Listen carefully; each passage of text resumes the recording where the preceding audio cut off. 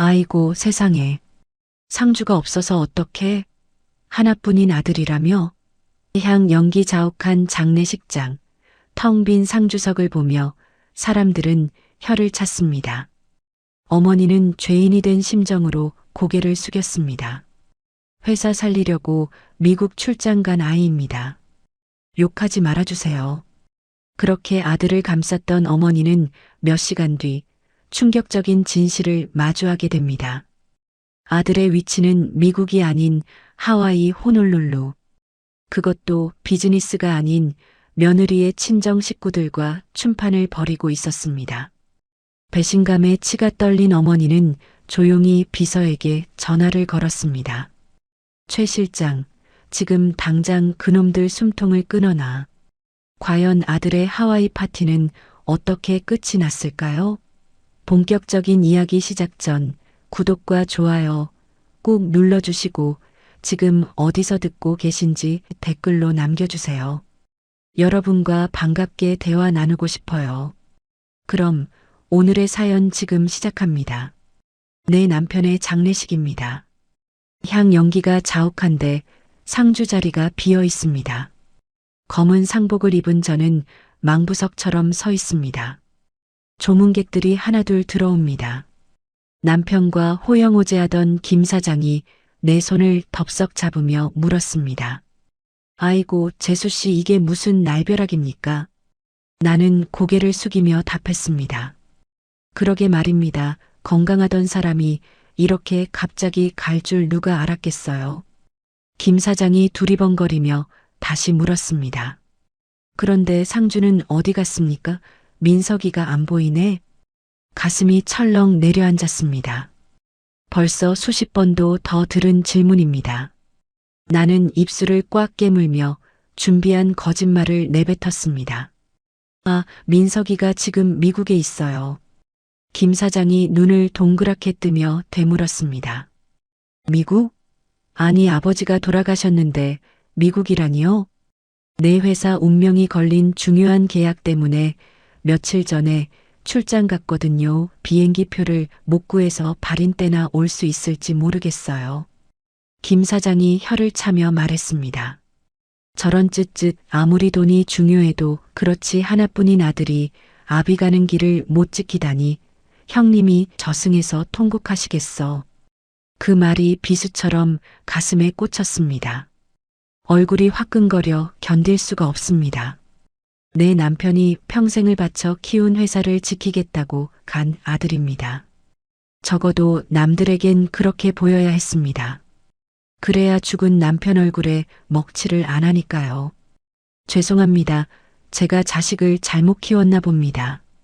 나는 죄인처럼 고개를 숙였습니다. 김 사장이 혀를 차며 돌아선 뒤에도 수군거리는 소리가 들려옵니다. 세상에 그래도 그렇지 상주가 없다니 말이 돼? 자식 농사 헛지었네 헛지었어. 나는 주먹을 꽉 쥐고 눈물을 삼켰습니다. 새벽 3시가 되었습니다. 북적이던 장례식장이 썰물처럼 빠져나가고 정막만 감돕니다. 텅 빈 식당 구석에 앉아 찬물에 밥을 말았습니다. 속이 타들어가서 밥알이 모래알 같습니다. 남편의 영정사진을 바라보며 힘없이 중얼거렸습니다. 여보, 당신 아들놈은 끝까지 속을 썩이네. 당신이 좀 데려오지 그랬어. 눈물이 핑 돌았습니다. 그때였습니다. 며느리의 안부가 궁금해졌습니다. 남편 따라 미국에 갔다고 거짓말을 해뒀지만 혹시나 어디서 딴짓하고 있는 건 아닌지 불안했습니다. 주머니에서 휴대폰을 꺼냈습니다. 평소에는 거들떠보지도 않던 며느리의 SNS를 열었습니다. 검색창에 며느리 별명을 입력했습니다. 화면에 뜬 사진을 보는 순간 내 눈을 의심했습니다. 이게 뭐야? 손이 부들부들 떨렸습니다. 사진 속 배경은 병원이 아니었습니다. 미국의 회의실도 아니었습니다. 에메랄드빛 바다가 넘실거리는 하와이였습니다. 아들놈이 하와이안 셔츠를 입고 입이 찢어져라 웃고 있습니다. 남편이 생전에 그토록 아끼던 셔츠입니다. 며느리는 내가 예물로 준 다이아 목걸이를 걸고 칵테일 잔을 들고 있습니다. 심지어 사돈 식구들까지 모여 있습니다. 사진 밑에 달린 글을 읽는 내 목소리가 떨렸습니다. 장모님 환갑 기념 우리가 쏜다 효도 여행 하와이. 댓글에는 사돈이 쓴 글도 보입니다. 우리 사위 최고 역시 통이 커. 머리끝까지 화가 치밀어 올라 눈앞이 하얘졌습니다. 이 천하의 불효자식들. 나는 휴대폰을 주먹으로 내리쳤습니다. 액정에 금이 가는 소리가 났습니다. 피가 거꾸로 솟는 것 같았습니다. 아버지가 죽었는데 장모 환갑잔치를 하러 갔단 말입니까?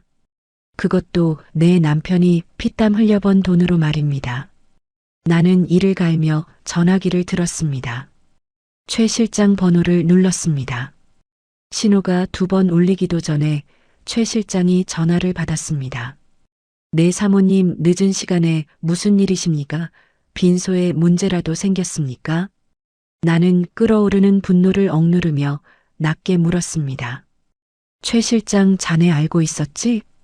최 실장이 당황하며 되물었습니다. 네. 무엇을 말씀이십니까? 민석이 놈 말이야. 지금 어디 있어? 잠시 침묵이 흘렀습니다. 수화기 너머로 최 실장의 거친 숨소리가 들립니다. 나는 소리를 질렀습니다. 똑바로 말해 지금 어디 있냐고 자네까지 나를 속일 셈이야? 최 실장이 한숨을 쉬며 기어들어가는 목소리로 실토했습니다. 송구합니다. 하와이에 있습니다. 출국 기록 확인했습니다. 역시나였습니다.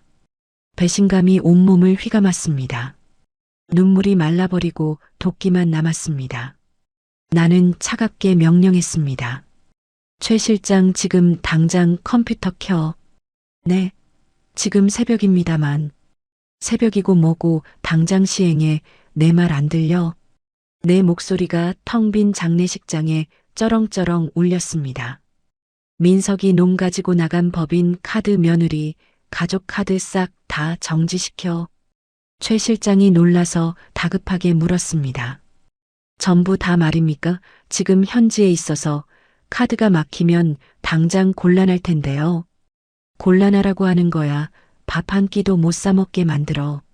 나는 숨을 몰아쉬며 덧붙였습니다. 도난 분실 신고로 처리해 사용 정지가 아니라 아예 못 쓰게 막아버리라고. 알겠습니다. 그리고 또 뭐? 그분들 묵고 있는 호텔 스위트룸 법인 계좌로 후불 결제 예약되어 있습니다. 그것도 막아 내 돈으론 단돈 10원도 결제해 주지 마. 최 실장이 걱정스러운 목소리로 말했습니다. 사모님 그러다가 정말 길거리에 나앉습니다. 사돈 어른들도 계신데 체면이. 나는 헛웃음을 터뜨리며 말했습니다. 체면? 아비 장례식도 팽개치고 춤추러 간 놈들이 체면이 어디 있어? 알겠습니다. 상관없어. 길바닥에서 자든 구걸을 하든 내 알 바 아니야. 지시대로 즉시 처리하겠습니다. 하나 더. 나는 마지막 쐐기를 박았습니다. 차 아파트 내 명의로 된 건 모조리 회수 조치 준비해 귀국하자마자 알거지로 만들어버릴 테니까. 내 사모님 명심하겠습니다. 전화를 끊었습니다. 아들의 웃는 얼굴이 찍힌 깨진 휴대폰 화면을 다시 봤습니다. 속이 후련하기는커녕 가슴이 찢어질 듯 아픕니다. 하지만 이제는 돌이킬 수 없습니다. 나는 영정사진 속 남편을 보며 맹세했습니다. 여보 당신이 못한 자식 교육 내가 다시 시킬게. 입술을 깨물어 피맛이 느껴졌습니다. 피눈물을 흘리게 되더라도 사람 만들어서 당신 앞에 데려갈게. 그때까진 나도 안 울어. 나는 눈물을 거칠게 닦고 일어섰습니다. 바닥에 떨어진 상주 완장을 주워 내 팔에 힘껏 묶었습니다. 이제부터는 전쟁입니다. 하와이의 햇살이 따갑게 내리쬐입니다. 호놀룰루 시내 한복판에 있는 명품 매장입니다. 아들 박민석은 어깨에 힘을 잔뜩 주고 걸어다닙니다. 사돈 식구들은 매장 안을 휘젓고 다니며 물건을 고릅니다. 민석이가 큰 소리로 외쳤습니다. 장모님 가격표 보지 말고 마음에 드는 거 다 고르세요. 제가 싹 쏩니다. 장모가 입이 귀에 걸려서 대답했습니다. 아이고, 우리 사위 최고네네 평생 이런 호강을 다 해보고. 며느리 최지은도 옆에서 맞장구를 칩니다. 여보, 나도 이거랑 저거 다 사도 돼? 그럼 우리 지은이 고생했는데 이 정도는 사야지. 저기요, 여기 있는 거 다 계산해 주세요. 민석이는 거만하게 카드를 꺼내 계산대 위에 던지듯 올려놓았습니다. 점원이 공손하게 카드를 받아 단말기에 꽂았습니다. 그때였습니다. 삐소리가 나며 날카로운 경고음이 매장 안에 울려 퍼졌습니다. 점원의 표정이 순식간에 굳어졌습니다. 점원이 카드를 다시 긁어보더니 고개를 저으며 말했습니다. 손님, 죄송하지만 이 카드는 사용할 수 없습니다. 민석이가 인상을 찌푸리며 물었습니다. 뭐라고요? 그럴 리가 없는데? 한도가 무제한인 법인 카드예요. 다시 해봐요. 도난 분실 신고가 된 카드라고 뜨는데요. 도난이요? 내가 사장 아들인데 무슨 소리야. 민석이는 당황해서 허둥지둥 지갑을 열었습니다. 아, 알았어요. 그럼 내 개인 카드로 해요. 이걸로 긁어. 점원이 다른 카드를 받아 꽂았습니다. 또다시 경고음이 울렸습니다. 이것도 정지된 카드입니다. 뭐? 그럴 리가. 민석이의 얼굴이 벌겋게 달아올랐습니다. 뒤에 서 있던 장모가 짜증 섞인 목소리로 물었습니다. 아니, 박서방 왜 이러는 건가? 계산 안 되고 뭐해? 아, 잠시만요. 장모님 기계가 오류가 났나 봐요. 지은아, 내 카드 줘봐. 며느리가 퉁명스럽게 카드를 건넸습니다. 빨리 좀 해, 쪽팔리게 사람들이 다 쳐다보잖아. 하지만 결과는 똑같았습니다. 점원이 이제는 의심스러운 눈초리로 그들을 쳐다보며 말했습니다. 손님, 지금 보안요원 부르겠습니다. 나가주세요. 다른 손님들이 혀를 차며 수군거립니다. 뭐야, 돈도 없으면서 허세 부린 거야? 도둑카드 아니야? 장모가 얼굴을 붉히며 소리쳤습니다. 아니, 박서방 이게 무슨 망신이야. 돈 있다며. 민석이는 식은땀을 줄줄 흘리며 휴대폰을 꺼냈습니다. 이 이상해요. 엄마가 그럴 리가 없는데 전화를 안 받으시네. 그들은 결국 매장에서 쫓겨나듯 나왔습니다. 호텔로 돌아왔을 때는 더 끔찍한 일이 기다리고 있었습니다. 로비 바닥에 그들의 짐 가방이 널브러져 있습니다. 호텔 직원이 차갑게 말했습니다. 예약된 법인 카드가 승인 취소되었습니다. 당장 방을 비워주셔야겠습니다. 사돈이 짐 가방을 발로 차며 고래고래 소리를 질렀습니다. 이봐요, 박서방 자네 지금 우리 엿먹이는 거야? 환갑 여행 시켜준다며. 아버님, 그게 아니라 한국 본사에 착오가 생긴 것 같아요. 민석이는 울상이 되어 계속 내게 전화를 걸었지만 나는 이미 전원을 꺼둔 상태였습니다. 수중에 현금 한 푼 없는 그들은 갈 곳이 없습니다. 결국 현지 가이드 바짓가랑이를 잡고 매달렸습니다. 가이드 양반, 내가 한국 가면 2배로 갚을게. 비행기 표 좀 구해줘요. 민석이는 차고 있던 명품 시계까지 풀어주며 사정했습니다. 가이드가 한숨을 쉬며 겨우 구해준 건 이코노미석 대기표였습니다. 10시간의 비행 끝에 그들이 인천공항에 도착했습니다. 꼴이 말이 아닙니다. 머리는 떡이 졌고 옷은 구겨졌습니다. 택시비가 없어서 후불 교통카드로 겨우 결제하고 강남 아파트 앞에 내렸습니다. 며느리가 칭얼거리며 말했습니다. 아, 진짜 짜증나. 오빠 엄마한테 가서 따져. 이게 뭐냐고. 알았어. 일단 들어가서 씻고 엄마한테 가보자. 민석이가 도어락 비밀번호를 눌렀습니다. 오류음만 들립니다. 왜 안 열리지? 민석이가 다시 번호를 눌렀지만 문은 열리지 않습니다. 그때 엘리베이터 문이 열리고 덩치 큰 남자들이 우르르 내렸습니다. 내가 고용한 사설 경호원들입니다. 경호 팀장이 무표정한 얼굴로 앞을 막아섰습니다. 비키십시오. 여기는 들어갈 수 없습니다. 민석이가 눈을 부라리며 소리쳤습니다. 당신들 뭐야? 여긴 내 집이야. 비켜. 나영숙 회장님 지시입니다. 외부인 출입 금지입니다. 외부인? 내가 아들이야. 이 자식들이 미쳤나? 경호 팀장이 눈짓하자 부하들이 그들의 짐 가방을 들어 계단 아래로 던져버렸습니다. 내 가방. 며느리가 비명을 질렀습니다. 가방이 터지면서 옷가지와 화장품이 바닥에 나뒹굴었습니다. 사돈이 삿대질하며 고함을 쳤습니다. 이보시오. 당신들 고소할 거야. 사부인 나오라고 해. 소란이 커지자 민석이가 인터폰 카메라에 얼굴을 들이밀었습니다. 엄마 나야. 민석이 문 좀 열어줘. 안에 있는 거 다 알아. 나는 거실 소파에 앉아 와인 잔을 흔들며 그 꼴을 지켜보고 있었습니다.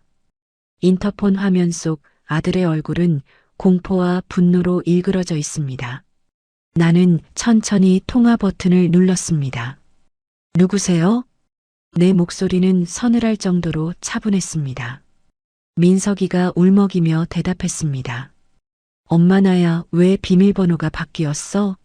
사람들 시켜서 이게 무슨 짓이야? 내 집에 모르는 잡상인들이 와서 행패를 부리네. 잡상인이라니. 엄마 장난치지 말고 문 열어. 장인어른 장모님 다 계시잖아. 옆에서 사돈의 목소리도 들립니다. 사부인 사람이 어떻게 이럴 수가 있습니까? 우리를 개취급해도 유분수지. 나는 와인을 한 모금 마시고 차갑게 말했습니다. 남의 집 앞에서 행패 부리면 경찰 부르겠습니다. 당장 꺼지세요. 민석이가 당황해서 더듬거렸습니다. 엄마, 왜 그래? 우리가 뭘 잘못했다고. 카드도 다 막히고. 네가 뭘 잘못했는지 모른다고? 그럼 평생 밖에서 생각해봐. 엄마 잘못했어. 내가 다 설명할게. 문 좀 열어줘. 아들이 문을 쾅쾅 두드리며 애원했습니다. 제발 우리 갈 데도 없단 말이야.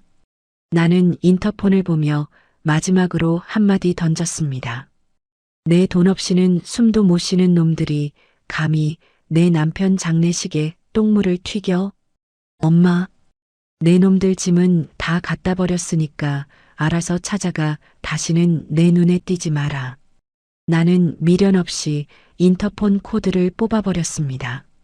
거실에 불을 껐습니다. 어둠 속에서 밖에서 들려오는 아들의 울부짖음이 개 짖는 소리처럼 들렸습니다. 이제 시작일 뿐입니다. 다음 날 아침입니다. 회사 로비가 시장판처럼 시끄럽습니다. 머리에 붉은 띠를 두른 사돈 식구들이 로비 바닥에 주저앉아 있습니다. 장모가 바닥을 치며 통곡을 합니다. 아이고, 세상에 이런 법이 어디 있어. 피도 눈물도 없는 시어머니가 어린 손주 볼 면목도 없이 자식들을 길거리에 내쫓았어. 출근하던 직원들이 힐끔거리며 지나갑니다. 사돈이 직원들의 바짓가랑이를 잡고 늘어집니다. 이보세요. 내 말 좀 들어봐요. 회장 사모라는 여자가 아주 악마야, 악마. 로비 한쪽에서는 카메라 플래시가 터집니다. 아들 박민석이 기자들 앞에 서 있습니다. 간밤에 잠도 못 자고 짐 가방에서 겨우 꺼낸 듯 구겨진 양복을 입고 있습니다. 초췌한 몰골로 표정은 세상 잃은 사람처럼 침울합니다. 기자가 마이크를 들이대며 물었습니다. 박 대표님, 어머님과의 불화설이 사실입니까? 민석이가 눈물을 훔치는 척하며 대답했습니다. 불화라니요. 가당치도 않습니다. 그럼 왜 쫓겨나신 겁니까? 어머니가 아버지가 돌아가신 충격으로 심신이 많이 약해지셨습니다. 민석이는 한숨을 푹 쉬며 말을 이었습니다. 의사 선생님 말씀으로는 치매 초기 증상이라고 하더군요. 감정 조절이 안 되셔서 저를 못 알아보십니다. 거짓말이 술술 나옵니다. 그래서 제가 임시로 경영을 맡으려는 겁니다. 회사를 지켜야 하니까요. 기자들이 바쁘게 노트북을 두들깁니다. 10층 대회의실입니다. 긴급 이사회가 소집되었습니다. 아들이 상석에 앉아 의기양양하게 주위를 둘러봅니다.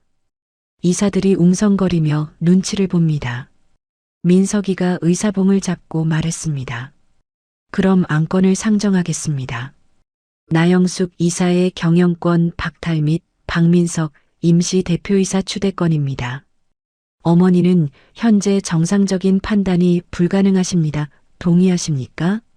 몇몇 이사들이 고개를 끄덕이려던 찰나였습니다. 누구 맘대로 정상이 아니래. 굳게 닫혀있던 회의실 문이 활짝 열렸습니다. 민석이의 손이 공중에서 멈췄습니다. 나는 또각또각 구두 굽소리를 내며 걸어 들어갔습니다. 상복은 벗어던졌습니다. 짙은 립스틱을 바르고 남편이 선물해줬던 검은색 정장을 입었습니다. 내 뒤로 강 대표가 묵직한 가죽 서류 가방을 들고 따라왔습니다. 민석이가 벌떡 일어나 소리쳤습니다. 엄마 여기가 어디라고 들어와? 경비 어디 갔어? 나는 아들의 눈을 똑바로 쳐다보며 말했습니다. 경비는 내 사돈들 끌어내리러 갔다. 뭐? 지금 치매 환자가 무슨 소리를. 강 대표 시작해요. 내 지시에 강 대표가 말없이 스크린을 내렸습니다. 가방에서 서류를 꺼내 프로젝터에 연결했습니다. 화면에 문서 하나가 크게 떴습니다. 유언공정증서. 이사들이 술렁이기 시작했습니다. 강 대표가 차분한 목소리로 읽어내려갔습니다. 고 박 회장님의 유언입니다. 본인 소유의 모든 지분과 경영권은 아내 나영숙에게 단독 상속한다. 민석이가 코웃음을 쳤습니다. 그게 뭐? 어차피 유류분 청구 소송하면 반은 내 거야. 법대로 해. 강 대표가 안경을 고쳤으며 다음 장을 넘겼습니다. 단서 조항이 있습니다. 화면에 붉은색 밑줄이 그어진 문장이 나타났습니다. 단 아들 박민석이 불효를 저지르거나 장례 절차에 불참할 경우 상속인으로서의 자격을 박탈하며 유류분 청구권 또한 인정하지 않는다. 회의실 안에 정적이 흘렀습니다. 민석이의 얼굴이 하얗게 질렸습니다. 이게 뭐야? 아버지가 이런 걸 썼을 리가 없어. 조작이야. 공증까지 마친 법적 효력이 있는 문서입니다.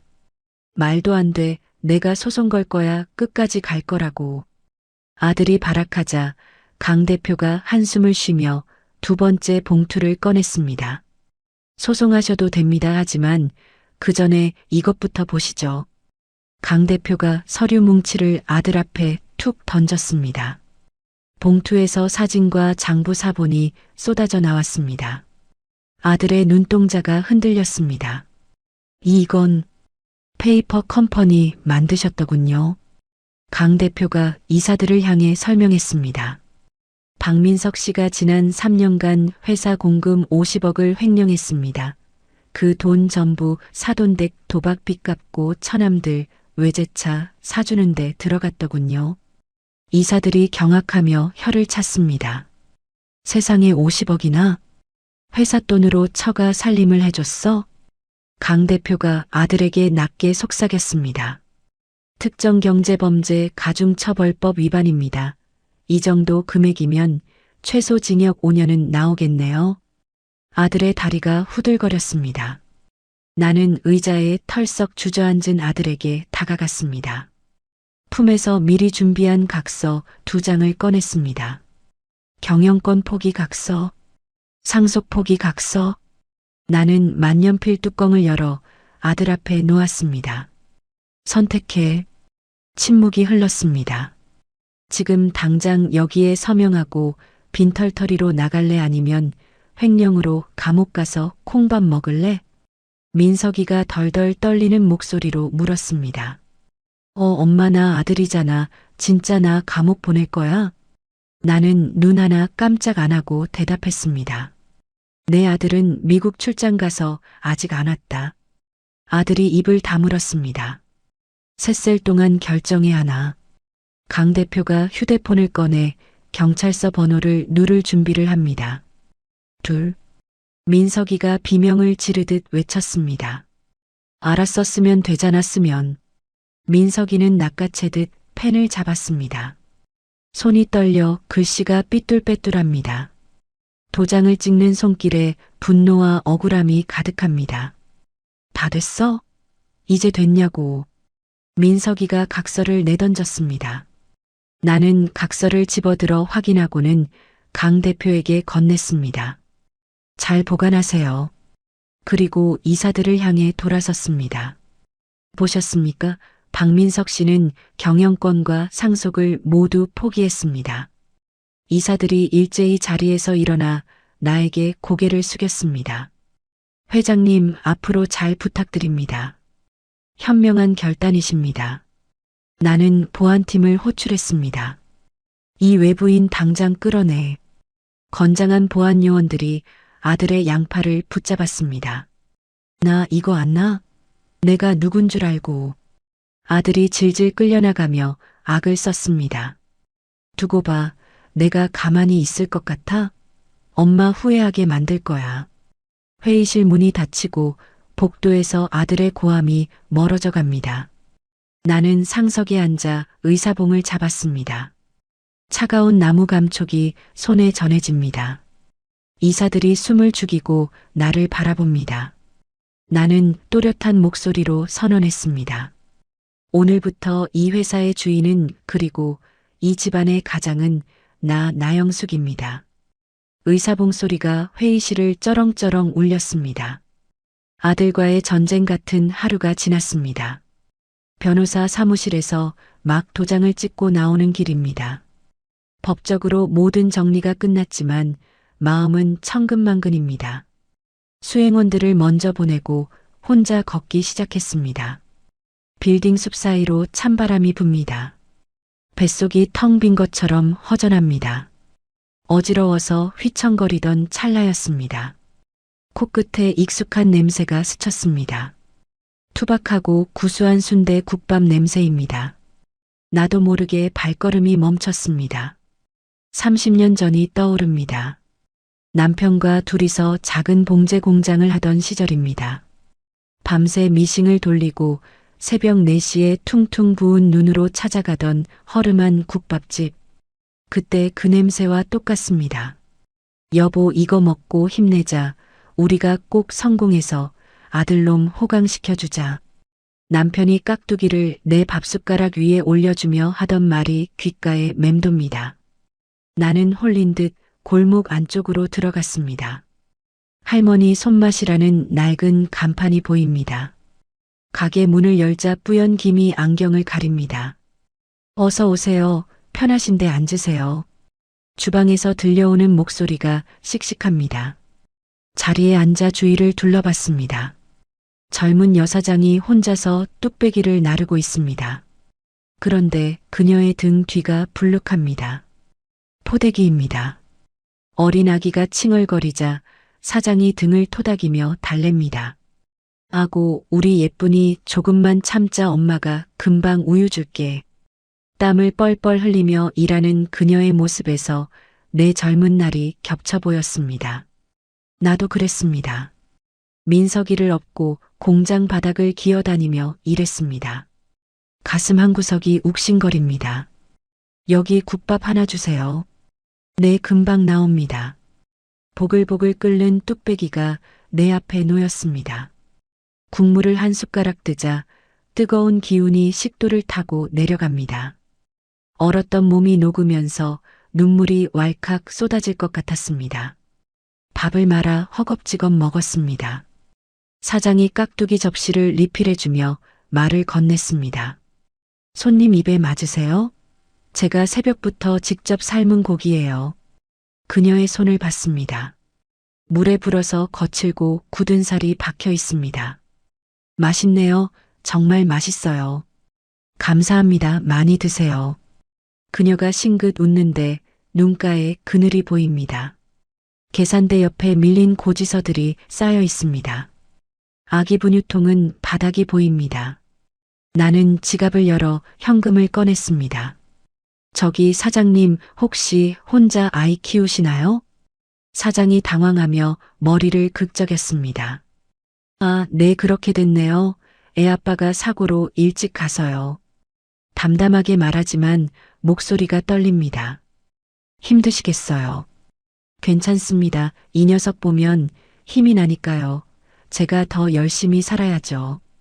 그녀의 눈빛은 맑고 단단했습니다.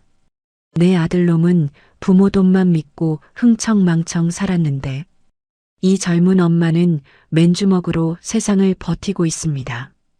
부끄러움과 동시에 뜨거운 것이 가슴속에서 꿈틀거렸습니다. 잊고 있었습니다. 나도 한때는 저렇게 치열하게 살았다는 것을, 누구의 엄마 누구의 아내가 아니라 내 힘으로 세상을 일구던 나영숙이 있었다는 것을. 나는 지갑에서 명함을 꺼냈습니다. 사장님, 음식 솜씨가 정말 좋으시네요. 네, 감사합니다. 우리 회사 구내식당이 꽤 큰데 밥맛이 없다고 직원들 불만이 많아요.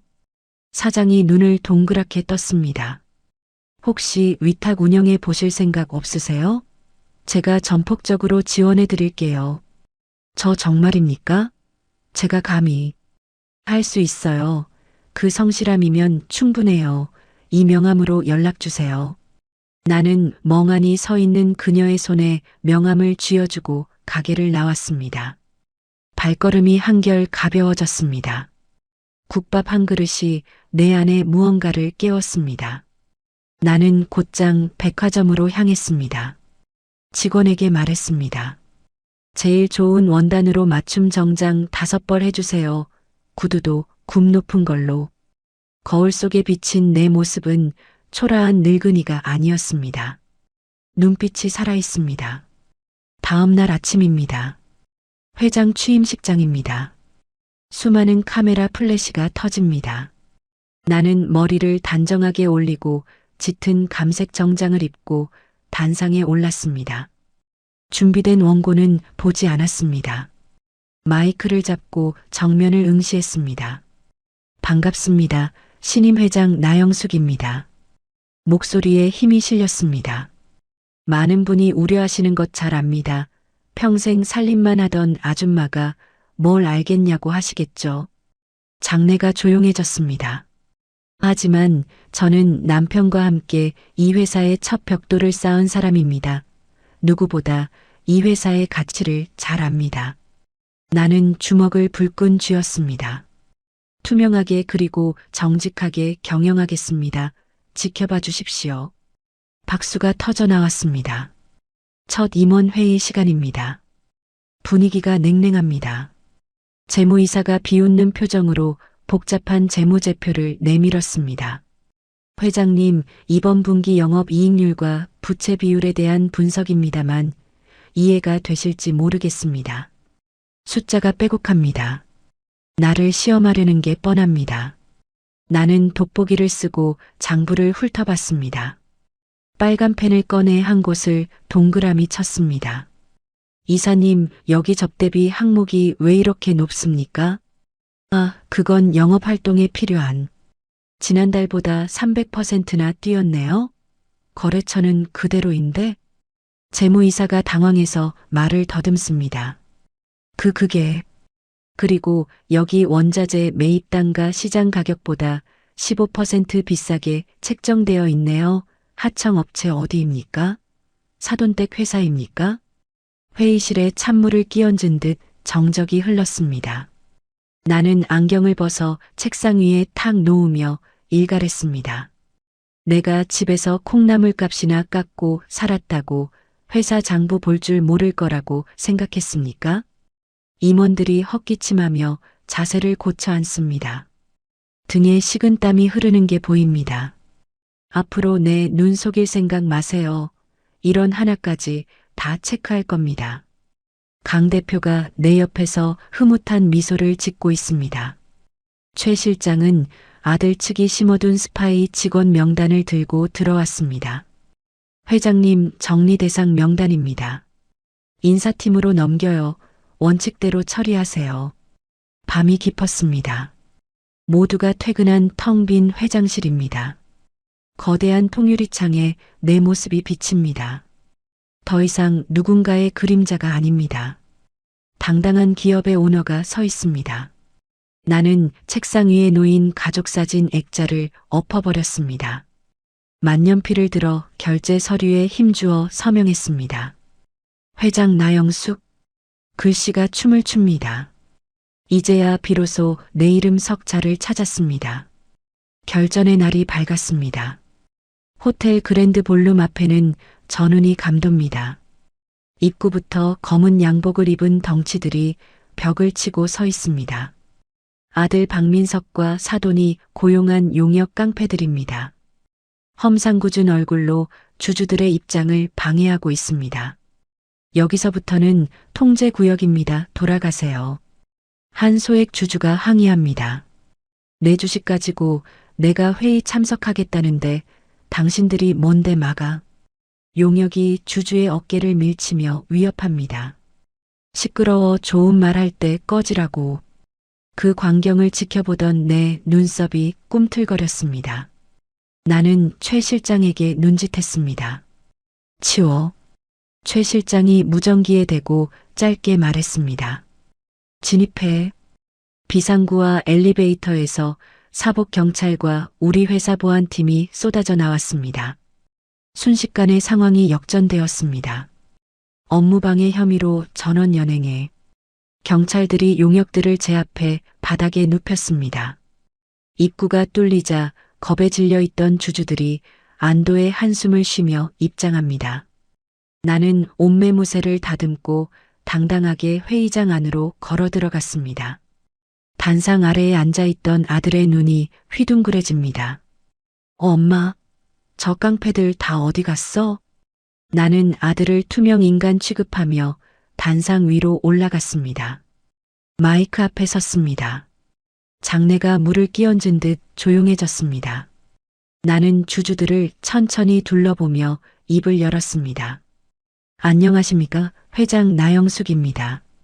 오늘 우리는 회사의 암덩어리를 도려내기 위해 이 자리에 모였습니다. 아들이 벌떡 일어나 소리쳤습니다. 웃기지 마. 암덩어리는 엄마야. 치매 노인네가 회사를 망치고 있다고. 사돈도 거들며 고래고래 소리를 지릅니다. 맞습니다. 멀쩡한 아들을 내쫓고 회사를 독차지하려는 마녀사냥입니다. 주주들이 웅성거리며 동요하기 시작했습니다. 나는 옅은 미소를 지으며 레이저 포인터를 들었습니다. 백문이 불여일견이죠. 화면을 봐주시길 바랍니다. 불이 꺼지고 대형 스크린에 불빛이 들어왔습니다. 첫 번째 슬라이드가 떴습니다. 장례식 당일 하와이 호놀룰루 클럽. 사진 속에는 아들 민석이가 땀에 젖어 춤을 추고 있습니다. 양옆에는 비키니를 입은 여자들이 있습니다. 다음 사진으로 넘겼습니다. 명품관 앞에서 쇼핑백을 양손 가득 들고 V자를 그리며 웃고 있는 사돈 식구들입니다. 장내에서 탄식이 터져 나왔습니다. 세상에 저게 사람이야? 아버지가 돌아가신 날에 저러고 놀았다고? 아들의 얼굴이 사색이 되었습니다. 저건 합성이에요. 조작이라고요. 나는 차갑게 말했습니다. 날짜와 시간 위치 정보가 박힌 원본 파일입니다. 조작은 네가 한 효도 코스프레겠지. 나는 숨 쉴 틈도 주지 않고 다음 자료를 공개했습니다.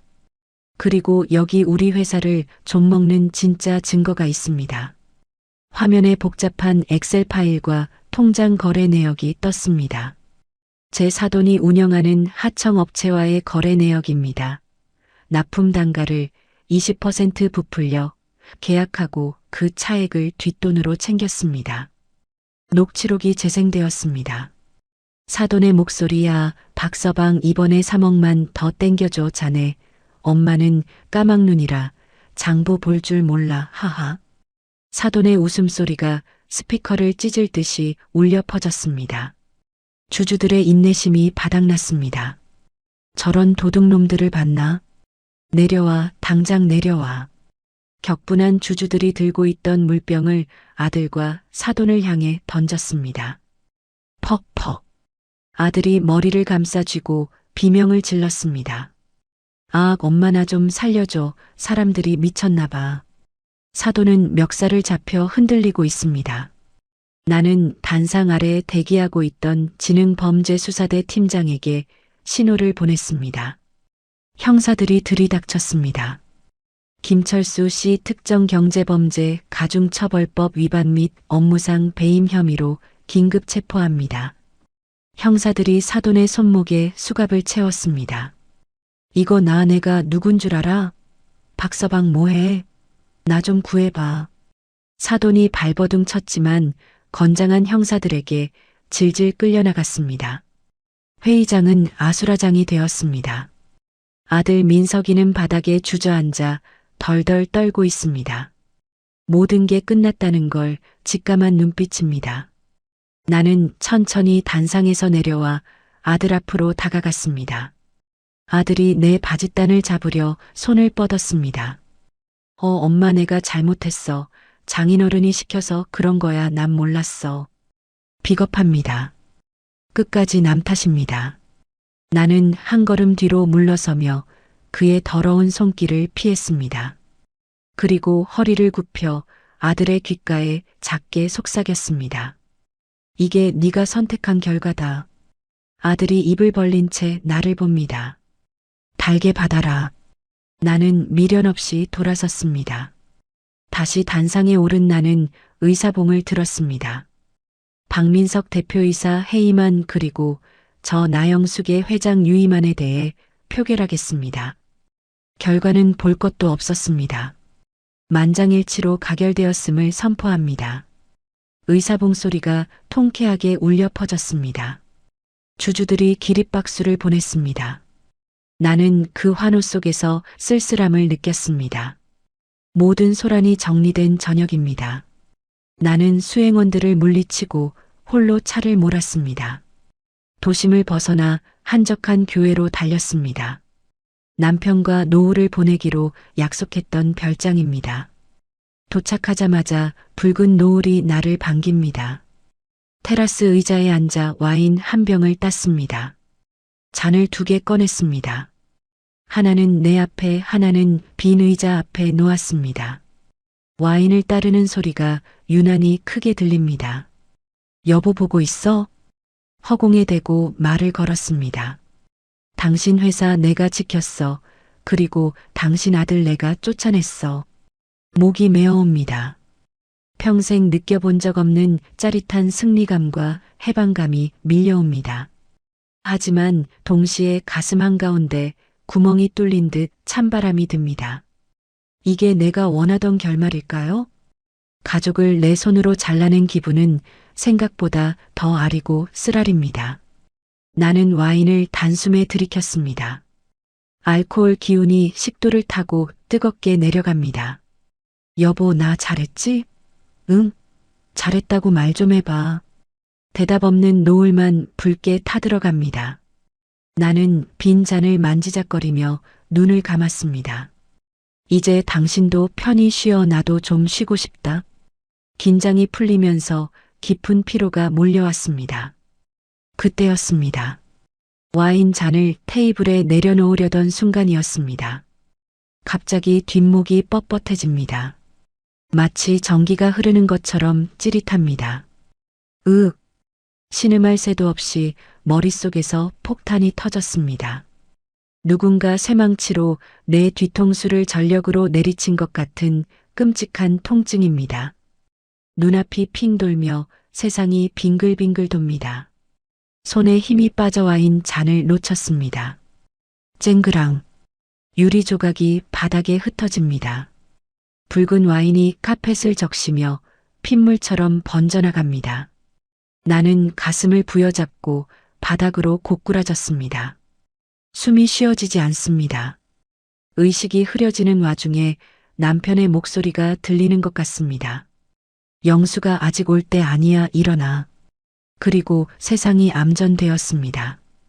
규칙적인 기계음 소리에 눈을 떴습니다.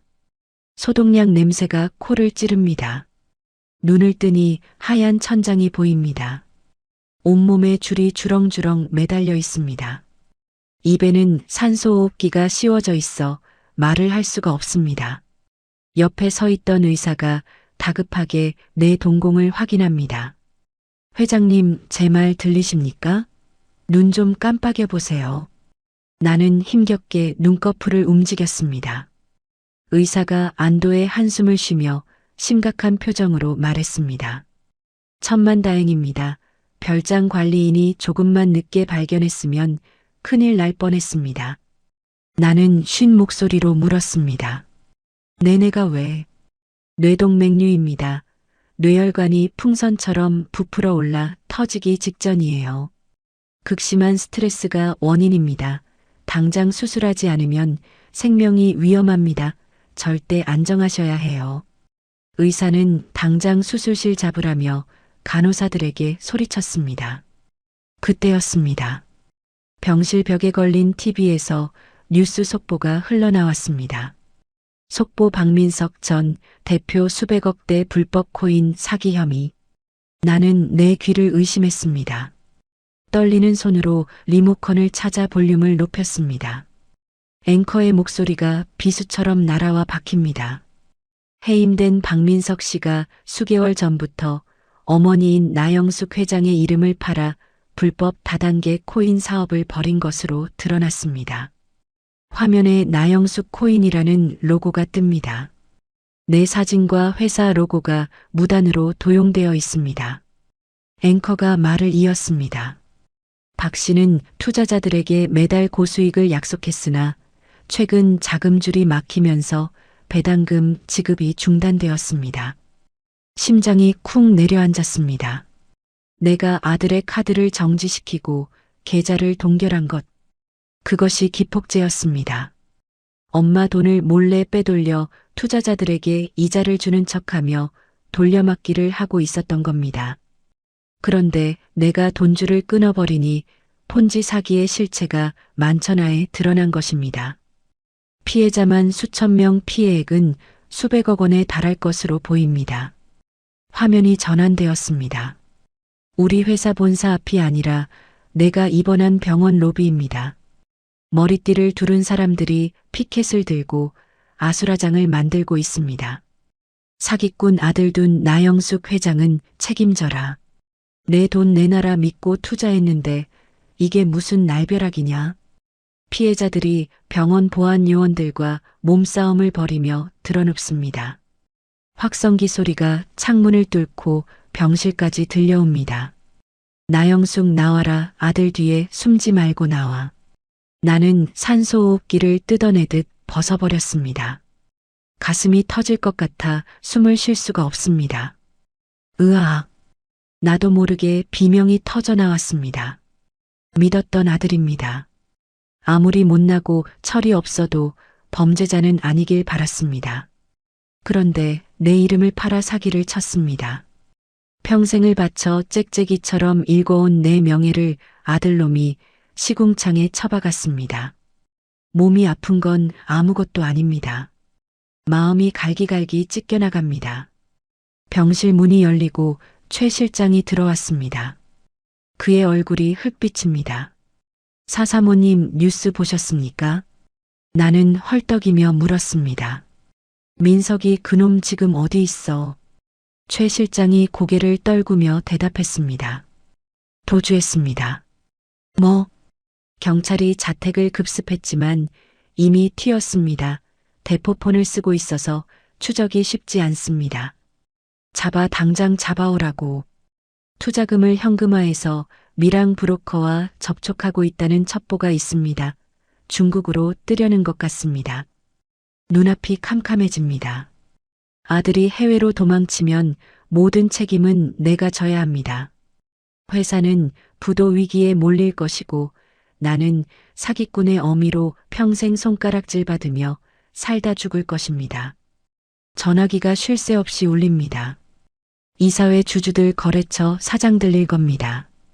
회사의 주가가 하한가로 곤두박질 치고 있다는 문자가 쏟아집니다. 나는 링거 바늘이 꽂힌 손으로 머리를 감싸쥐었습니다. 이 나쁜 놈, 천하의 몹쓸 놈. 배신감이 치를 떨게 합니다. 자식이 부모 가슴에 대못을 박다 못해 이제는 난도질을 합니다. 병실 밖이 소란스럽습니다. 기자님들 여기는 중환자 구역입니다. 나가주세요. 카메라를 든 기자들이 복도까지 들이닥쳤습니다. 플래시가 번쩍이며 병실 문 유리를 때립니다. 나는 이불을 뒤집어 쓰고 싶었습니다. 도망치고 싶었습니다. 이대로 그냥 죽어버리면 편할까 하는 생각도 들었습니다. 하지만 그 순간 국밥집 사장의 얼굴이 떠올랐습니다. 아이를 업고 땀 흘리며 정직하게 살던 그 눈빛, 그리고 나를 믿고 따르던 직원들의 얼굴. 내가 무너지면 그들도 다 죽습니다. 나는 흔들리는 동공을 다잡았습니다. 떨리는 손으로 산소호흡기를 다시 고쳤었습니다. 침대 난간을 꽉 움켜쥐었습니다. 손마디가 하얗게 질릴 정도로 힘을 주었습니다. 아니야, 이렇게는 못 끝내. 내 아들이 싼똥입니다. 그렇다면 치우는 것도 내 몫입니다. 하지만 이번 청소는 예전과는 다를 겁니다. 더 이상 내 새끼라고 감싸주지 않을 겁니다. 나는 최 실장을 불렀습니다. 목소리에 서리빨 같은 냉기가 서렸습니다. 최 실장, 네 회장님, 경찰청장 연결해. 네, 지금 몸 상태로 통하는 무리입니다. 잔말 말고 연결해. 그리고 나는 피 끓는 심정으로 지시했습니다. 민석이 놈 현상금 걸어 내 삽이 털어서라도 잡아. 회장님, 내 손으로 잡아서 내 손으로 감방에 쳐넣을 거야. 그게 내가 할 수 있는 마지막 자식 교육이야. 나는 입술을 깨물어 피를 냈습니다. 수술실로 들어가기 전 나는 내 존엄을 지키기 위한 마지막 결단을 준비합니다. 죽더라도 이 오명은 씻고 죽어야겠습니다. 수술을 이틀 앞둔 깊은 밤입니다. 병실 안은 시계 초침 소리만 들릴 정도로 적막합니다. 경호원들은 내 지시대로 잠시 자리를 비웠습니다. 끽. 잠겨있지 않은 문이 조심스럽게 열립니다. 검은 모자를 푹 눌러 쓰고 마스크를 쓴 남자가 들어옵니다. 그림자처럼 침대 맡으로 다가옵니다. 남자가 떨리는 손으로 마스크를 벗었습니다. 움푹 파인 볼 며칠은 못 씻은 듯한 퀴퀴한 냄새. 내 아들 박민석입니다. 나는 놀란 척하지 않았습니다. 올 줄 알았습니다. 돈이 떨어진 쥐새끼는 결국 어미 쌀독을 노리게 되어 있으니까요. 민석이가 내 손을 덥석 잡았습니다. 손바닥이 축축합니다. 엄마 나야 민석이. 목소리가 쇳소리처럼 갈라져 있습니다. 나는 산소호흡기를 떼며 차갑게 물었습니다. 여기가 어디라고 기어와. 엄마 나 좀 살려줘 제발. 민석이가 침대 난간을 잡고 무릎을 꿇었습니다. 경찰이 쫙 깔렸어. 나 잡히면 끝이야. 그래서 밀항선 알아봐놨어. 중국으로 뜨면 돼. 현금 좀 줘. 엄마 금고 비밀번호 뭐였지? 아들의 눈은 미친 듯이 돌아가고 있습니다. 병상에 누워 죽어가는 어미는 안중에도 없습니다. 오직 도망칠 돈짝이 목숨만 중요합니다. 가슴속에서 마지막 남은 미련의 끈이 툭 끊어지는 소리가 들립니다. 나는 힘을 주어 잡힌 손을 뿌리쳤습니다. 내 금고에 내 돈은 없다. 뭐? 내 아들 박민석은 죽었다. 넌 그냥 내 회사를 망친 사기꾼일 뿐이야. 민석이의 표정이 순식간에 일그러졌습니다. 비굴하던 눈빛이 살기로 번들거립니다. 엄마가 어떻게 나한테 이래? 내가 누구 때문에 이 고생을 하는데. 남 탓하지 마라. 다 내 욕심이 만든 지옥이다. 닥쳐. 돈 내놓으라고. 돈. 민석이가 자리에서 벌떡 일어나 주변을 두리번거립니다. 서랍을 뒤지더니 과도 하나를 집어들었습니다. 은색 칼날이 병실 조명을 받아번뜩입니다. 안 주면 여기서 다 같이 죽는 거야. 아들이 칼끝을 내 목에 겨냈니다. 손을 부들부들 떨면서 소리칩니다. 비밀번호 대 빨리. 나는 눈 하나 깜짝하지 않고 비상벨을 눌렀습니다. 삐익. 경보음이 병동을 뒤흔들었습니다. 이 망할 노인네가. 민석이가 칼을 휘두르려는 찰나였습니다. 와장창. 병실 유리창이 깨지며 형사들이 들이닥쳤습니다. 문이 부서져라 열리며 잠복해 있던 최 실장과 강력계 형사들이 총구를 겨누고 들어왔습니다. 꼼짝마 칼 버려. 으악. 형사가 민석이의 팔을 걷어찼습니다. 칼이 바닥에 떨어져 뒹굴었습니다. 박민석 특경법 위반 및 존속 협박 혐의로 현행범 체포한다. 형사들이 아들을 바닥에 짓눌렀습니다. 수갑이 채워지는 철컥 소리가 내 심장에 박힙니다. 아들이 고개를 쳐들고 악을 썼습니다. 이거 나 이거 안 나? 엄마가 시켰잖아. 엄마가 함정 판 거지. 바닥에 얼굴이 눌린 채 나를 노려보는 아들의 눈빛. 그건 자식의 눈이 아니었습니다. 악기였습니다. 나는 고개를 돌려 외면했습니다. 치워주세요. 눈이 썩을 것 같네요. 아들이 질질 끌려나가며 저주를 퍼붓습니다. 당신 가만 안 둬. 내가 나가면 다 죽여버릴 거야. 복도 끝으로 아들의 비명소리가 사라졌습니다. 최 실장이 다가와 손수건을 건넸습니다. 회장님 괜찮으십니까? 나는 눈가에 고인 물기를 닦아냈습니다. 괜찮아 알터니가 빠진 것뿐이야. 나는 심호흡을 한 번 하고 지시했습니다. 휠체어 가져와. 네, 지금 안정이 필요하십니다. 기자들 기다리잖아. 내 숙제 끝내야지. 1층 대강당입니다. 새벽 시간이지만 기자들로 발 디딜 틈이 없습니다. 카메라 플래시가 소나기처럼 터집니다. 나는 환자복 차림 그대로 휠체어에 앉아 단상 위에 올랐습니다. 마스크를 벗었습니다. 수척해진 내 얼굴이 전국에 생중계됩니다. 마이크 앞에 섰습니다. 웅성거리던 장내가 침묵에 잠겼습니다. 나는 힘겹게 입을 열었습니다. 국민 여러분 그리고 피해자 여러분. 나는 휠체어에서 일어나려고 애썼습니다. 최 실장이 부축하려 했지만 손을 저어 말렸습니다. 다리가 후들거렸지만 단상 짚고 일어섰습니다.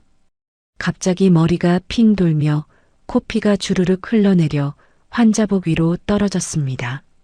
장내에서 비명이 터져나왔지만 나는 닦을 생각도 하지 않았습니다. 깊이 허리를 숙였습니다. 90도. 아니 땅에 머리가 닿을 듯 숙였습니다. 죄송합니다. 자식을 잘못 키워 사회에 큰 무리를 일으킨 제 탓입니다. 카메라 셔터 소리가 빗발칩니다. 어미로서 책임을 통감합니다. 제 아들은 법의 심판을 받겠지만 피해자분들의 눈물은 그걸로 닦이지 않는다는 걸 압니다. 나는 품에서 미리 준비한 문서를 꺼냈습니다. 떨리는 목소리지만 또렷하게 읽어 내려갔습니다. 저 나영숙은 오늘부로 제 개인 재산의 90%를 사회에 환원합니다. 장내가 술렁이기 시작했습니다. 기자들이 서로를 쳐다보며 경악합니다.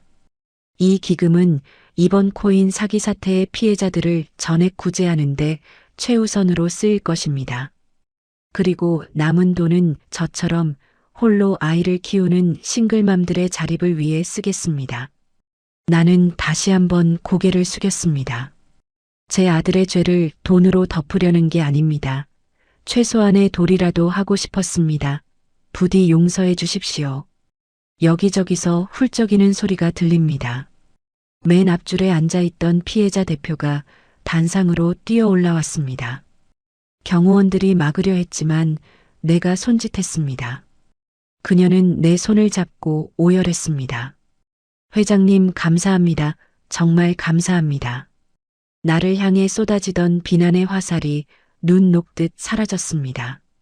내 손을 잡은 그녀의 체온이 차가운 내 가슴을 데워줍니다. 죄송합니다. 정말 미안합니다. 나도 참았던 눈물을 흘렸습니다.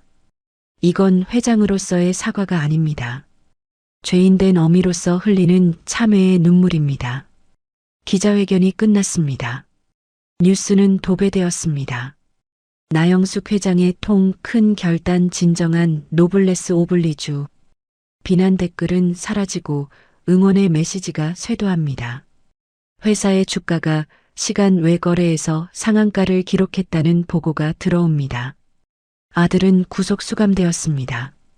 차가운 독방에서 죗값을 치를 겁니다. 이제 모든 짐을 내려놓을 때입니다. 이동 침대가 수술실로 향합니다. 천장의 형광등이 빠르게 지나갑니다. 최 실장이 걱정스러운 얼굴로 따라오며 묻습니다. 회장님 무섭지 않으십니까? 나는 링거줄을 만지작거리며 옅게 웃었습니다. 아니 아주 홀가분해. 평생 등 뒤에 매달고 살았던 혹을 떼어낸 기분이야. 이제야 잠 좀 푹 자겠네. 수술실 문이 열립니다. 차가운 공기가 느껴집니다. 의사들이 분주하게 움직입니다. 마취과 의사가 산소 마스크를 씌우며 말합니다. 회장님 숫자 10까지 세세요. 편안하게 주무시면 됩니다. 하나 둘. 눈꺼풀이 무거워집니다. 아들의 울부짖음도 사돈의 고함도 회사 전화벨 소리도 멀어집니다. 캄캄한 어둠이 나를 덮칩니다. 하지만 그 어둠은 무섭지 않습니다. 따뜻하고 평온합니다. 나는 깊은 잠속으로 빠져들었습니다. 1년이라는 시간이 흘렀습니다. 겨울이 가고 봄이 왔습니다. 병원 정문을 나서는데 쏟아지는 햇살이 눈부십니다. 나는 손을 들어 햇빛을 가리며 깊게 숨을 들이마셨습니다. 폐부 깊숙한 곳까지 봄 기운이 차오릅니다. 지팡이도 휠체어도 없습니다. 나는 두 다리로 단단하게 땅을 밟고 서 있습니다. 죽음의 문턱에서 돌아온 세상은 전보다 훨씬 선명합니다. 마중 나온 검은 세단에 올랐습니다. 회장님 아니 이사장님 어디로 모실까요? 최 실장의 물음에 나는 미소를 지었습니다. 재단으로 가 오늘 개소식이잖아. 도심 한복판에 자리 잡은 5층짜리 건물입니다. 나영숙 싱글맘 자립 지원 재단. 간판에 글씨가 햇빛을 받아 반짝입니다. 입구에 들어서자 아이들의 웃음소리가 와글와글 들려옵니다. 놀이방에서 뛰어노는 아이들의 볼이 사과처럼 빨갛습니다. 어머 이사장님 오셨어요? 말끔한 정장을 입은 여자가 버선발로 뛰어나옵니다. 1년 전 국밥집에서 아이를 업고 뚝배기를 나르던 그 사장입니다. 이제는 어엿한 재단 상임 이사가 되었습니다. 그녀의 얼굴에서 고단함은 사라지고 윤기가 흐릅니다. 나는 그녀의 두 손을 꼭 잡았습니다. 김이사 준비하느라 고생 많았지? 아니에요. 이사장님이 다 만들어주신 건데요. 저 아직도 꿈만 같아요. 그녀의 눈시울이 붉어집니다. 꿈 아니야. 자기가 노력해서 얻은 거야. 저 아이들 봐. 우리가 지켜야 할 미래야. 네 정말 열심히 할게요. 뼈가 부서져라 일할게요. 아니 뼈는 아껴도 애들하고 오래오래 살아야지. 우리는 서로 마주보며 환하게 웃었습니다.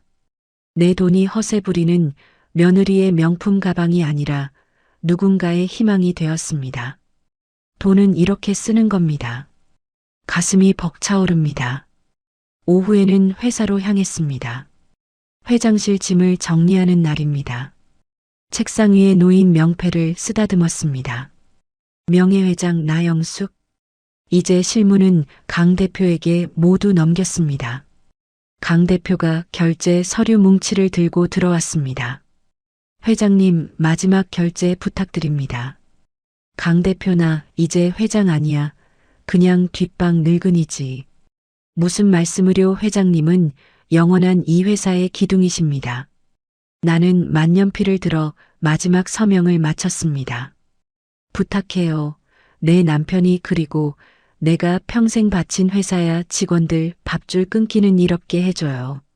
명심하겠습니다. 제 목숨을 걸고 지키겠습니다. 강 대표의 눈빛은 흔들림이 없습니다. 믿음이 갑니다. 짐을 싸는데 비서가 쭈뼛거리며 들어왔습니다. 손에 두툼한 편지 뭉치가 들려 있습니다. 저 이사장님, 뭔데 그래? 교도소에서 온 겁니다. 박민석 씨가 보낸. 비서가 내 눈치를 보며 편지를 책상 위에 올려놓았습니다. 봉투 겉면에 적힌 익숙한 악필. 사랑하는 어머니 전상서. 엄마 잘못했어요. 한 번만 면회 와주세요. 수십 통이 넘습니다. 가슴 한 구석이 찌릿하게 아려옵니다. 10달 배 아파 낳은 자식입니다. 어떻게 아무렇지 않을 수 있겠습니까? 하지만 나는 압니다. 이건 반성이 아닙니다. 또다시 나를 이용하려는 기생충 같은 본능일 뿐입니다. 나는 편지를 집어들었습니다. 뜯지도 않았습니다. 책상 옆에 있는 파쇄기 전원을 켰습니다. 윙! 기계가 돌아가는 소리가 들립니다. 비서가 놀라서 물었습니다. 이사장님? 읽어보지도 않으시고 읽어서 뭐해 뻔한 소설일 텐데. 나는 편지 뭉치를 파쇄기 투입구에 밀어 넣었습니다. 지잉 지잉. 종이가 갈리는 소리가 적막한 사무실을 채웁니다. 아들의 거짓된 눈물도 나의 헛된 미련도 갈갈이 찢겨나갑니다. 잘게 부서진 종이 조각들이 아래로 떨어집니다. 마지막 편지까지 모두 사라졌습니다. 속이 후련합니다. 체증이 쑥 내려가는 기분입니다. 나는 책상 서랍 깊숙한 곳에서 남편의 낡은 사진을 꺼냈습니다. 손수건으로 먼지를 닦아냈습니다. 사진 속 남편은 여전히 젊고 환하게 웃고 있습니다. 여보 봤지? 나 숙제 다 끝냈어. 사진에 대고 작게 속삭였습니다. 회사도 지켰고 당신 아들놈도 사람 만들려고 감방 보냈어. 나 이제 좀 놀다 갈게. 사진을 가방에 넣고 자리에서 일어났습니다. 뒤도 돌아보지 않고 회장실을 나섰습니다. 인천공항 출국장입니다. 사람들로 북적입니다. 나는 화사한 꽃무늬 원피스에 커다란 선글라스를 꼈습니다. 챙이 넓은 모자도 썼습니다. 누가 보면 영락없는 돈 많은 사모님입니다. 멀리서 요란한 목소리가 들립니다. 영수가 여기야 여기. 여고 동창들입니다. 머리가 하얗게 센 친구들이 손을 흔들며 방방 뜁니다. 나도 캐리어를 끌고 달려갔습니다. 어머 이것들 봐라. 공항 전세 냈니? 왜 이렇게 시끄러워? 친구가 내 등을 찰싹 때리며 웃습니다. 야, 너 진짜 괜찮은 거 맞아? 수술한 지 얼마나 됐다고 유럽 타령이야? 맞아, 무릎은 괜찮아? 파리 가면 하루 종일 걸어야 한대. 친구들이 걱정스러운 눈빛으로 나를 훑어봅니다. 나는 제자리에서 가볍게 점프를 해보였습니다. 폴짝. 친구들이 눈을 동그랗게 뜹니다. 어머 얘 좀 봐. 나는 선글라스를 살짝 내리며 윙크했습니다. 걱정 마, 내 관절이 너희보다 튼튼할걸? 나 아직 청춘이야. 아유 얄미워라. 그래 가자. 에펠탑 보러. 우리는 여고생들처럼 깔깔거리며 게이트로 향했습니다. 전광판에 파리행 비행기 편명이 떴습니다. 파리행 K901편. 가슴이 콩닥콩닥 뜁니다. 평생 일만 하느라, 자식 뒷바라지 하느라, 남편 눈치 보느라 한 번도 못 가본 곳입니다. 이제야 갑니다. 누구의 허락도 필요 없습니다. 나는 여권을 쥔 손에 힘을 주었습니다. 탑승규를 지나 비행기 안으로 들어갔습니다. 비즈니스석 창가 자리에 앉았습니다. 창밖으로 짐을 싣는 분주한 공항의 풍경이 보입니다. 승무원이 다가와 묻습니다. 손님, 웰컴 드링크 준비해 드릴까요? 샴페인 괜찮으세요? 내주세요. 제일 시원한 걸로요. 투명한 잔에 황금빛 샴페인이 채워졌습니다. 기포가 보글보글 올라옵니다. 나는 잔을 들어 창밖의 구름을 향해 건배했습니다. 자, 나영숙 고생했다. 스피커에서 기장의 안내 방송이 나옵니다. 승객 여러분, 우리 비행기는 곧 이륙하겠습니다. 엔진 소리가 커지더니 기체가 덜덜 떨리기 시작합니다. 등이 좌석에 파묻히는 느낌이 듭니다. 비행기가 활주로를 박차고 날아올랐습니다. 바퀴가 땅에서 떨어지는 순간 묵직한 중력이 나를 놓아줍니다. 아래를 내려다봤습니다. 성냥갑 같은 빌딩들, 개미 같은 자동차들이 보입니다. 저 좁은 곳에서 아등바등 살았습니다. 미워하고 원망하고 슬퍼하며 살았습니다. 이제는 다 작아 보입니다. 구름 위로 올라오니 파란 하늘뿐입니다. 눈부시게 자유롭습니다. 나는 샴페인을 한 모금 마셨습니다. 달콤하고 짜릿합니다. 입가에 저절로 미소가 번집니다. 나는 창에 비친 내 얼굴을 보며 은조렸습니다. 자, 출발하자. 내 진짜 인생은 지금부터니까. 평생을 가족을 위해 헌신했지만 돌아온 건 아들의 차가운 배신뿐이었습니다. 하지만 나영숙 회장은 그 절망에 무릎 꿇지 않았습니다. 썩은 살을 도려내듯 아픈 인연을 끊어내고 전 재산을 사회에 환원하며 스스로의 존엄을 지켰습니다.